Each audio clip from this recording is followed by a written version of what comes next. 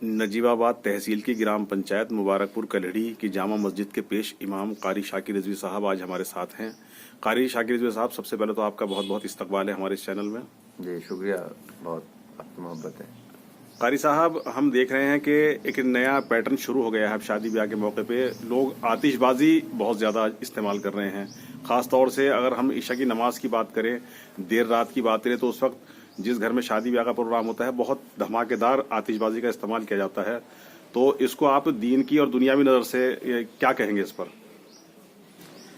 देखिए, ये जो हमारे माशरे में जो खराबियाँ आज देखने में आ रही हैं, बहुत तकलीफ़ होती है इन तमाम चीज़ों को देख के।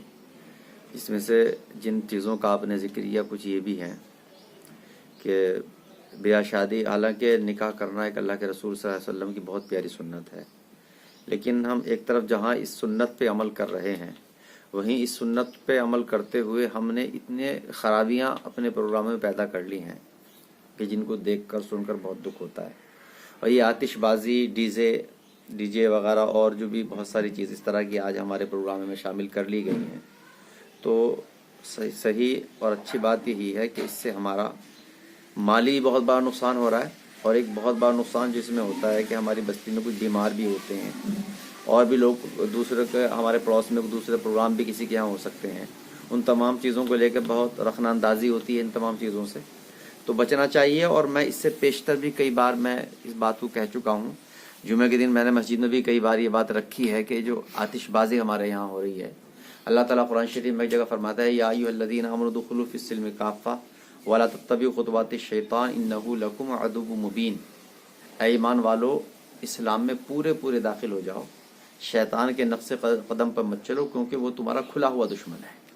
कारी साहब, एक बार हम अगर अपनी बस्ती के हालात की बात करें तो यहाँ पूरब की साइड में भी एक मौत हुई थी एक घर के अंदर, और पश्चिम की साइड में भी एक घर में मौत हुई थी, और गांव के दरमियानी हिस्से में जो है वो डीजे बजाया जा रहा था उस वक्त। शायद ये नए साल के आसपास की बात है।